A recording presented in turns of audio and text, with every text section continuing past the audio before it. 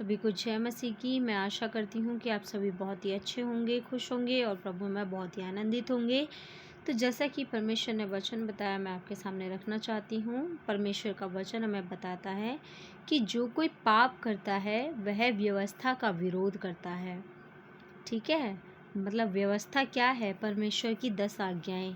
ठीक है, और जब 10 आज्ञाएँ परमेश्वर ने दी तो लोगों ने पाप भी बहुत किए।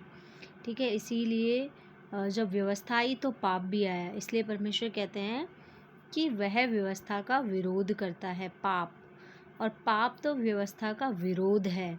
तुम जानते हो कि वह इसलिए प्रकट हुआ कि पापों को हर ले जाए। ठीक है, आमेन, हालेलुया। यहाँ पर प्रभु यीशु मसीह के बारे में बात की गई है कि वो इसलिए प्रकट हुआ, प्रभु यीशु मसीह इसलिए प्रकट हुए कि हमारे पापों को हर ले जाएं और उसके स्वभाव में पाप नहीं। हालेलुया। देखिए, प्रभु यीशु मसीह का जो स्वभाव था वो पाप रहित स्वभाव था। फिर परमेश्वर ने यहाँ पर कहा कि जो कोई उसमें बना रहता है वह पाप नहीं करता। आमीन। देखिए, जो प्रभु यीशु मसीह में बना रहता है वो पाप नहीं करता। जो कोई पाप करता है उसने ना तो उसे देखा है और ना उसको जाना है। देखिए, अगर आप ये दावा करते हैं कि मैं तो प्रभु यीशु मसीह में बना रहता हूँ और प्रभु यीशु मसीह मेरे अंदर हैं, और अगर वो फिर भी पाप करते हैं, ठीक है, या फिर उनके अंदर पाप बना रहता है, जब भी उनसे व्यभिचार हो जाता है या फिर कोई और ऐसी बात होती है कि किसी के लिए गुनाह कर देते हैं या किसी के विषय में झूठ बोल देते हैं या कोई भी ऐसी बात जो परमेश्वर के विरोध में है, ठीक है, तो अगर ऐसा पाप आपसे हो जाता है तो परमेश्वर कहता है कि उसने ना तो प्रभु यीशु मसीह को देखा और ना उसे जाना है। आमीन, हालेलुया। फिर परमेश्वर ने कहा, हे बालकों, किसी के भरमाने में ना आना। ठीक है, परमेश्वर ने यहाँ पर भरमाने में आने के लिए साफ मना किया है। जो धर्म के काम करता है वही उसके समान धर्मी है।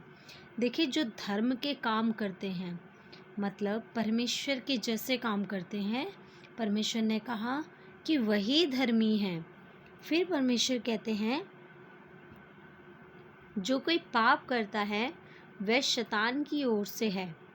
देखिए, जिस किसी से पाप होते रहते हैं इसका मतलब वो परमेश्वर से बहुत दूर है।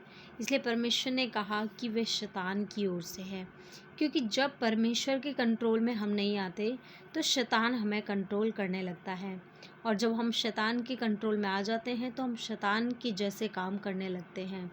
इसीलिए परमेश्वर ने कहा कि वह शैतान की ओर से है, क्योंकि शैतान जो है आरंभ ही से पाप करता आया है। उसने आरंभ ही से पाप किया है परमेश्वर के विरोध में। फिर परमेश्वर का जो पुत्र इसलिए प्रकट हुआ कि शैतान के कामों को नाश करे। हालेलुया। देखिए, प्रभु यीशु मसीह इसीलिए पृथ्वी पर आए कि उनके द्वारा शैतान के सारे काम नाश हो जाए। आमीन। देखिए, परमेश्वर कहते हैं कि जो कोई परमेश्वर से जन्मा है वह पाप नहीं करता। तो आप किससे जन्मे? आप परमेश्वर से जन्मे हैं, तो परमेश्वर कहते हैं कि वह पाप नहीं करेगा। हालेलुया। देखिए, अगर आप परमेश्वर से जन्मे हैं तो आप परमेश्वर जैसे काम करें, धर्म के काम करें, पाप से दूर रहें, बुराई से दूर रहें, गलत कामों से दूर रहें। ठीक है, क्योंकि उसका बीज उसमें बना रहता है और वह पाप कर ही नहीं सकता। देखिए, यहाँ पर परमेश्वर ने इस विषय पर जोर देकर कहा है कि और वह पाप कर ही नहीं सकता।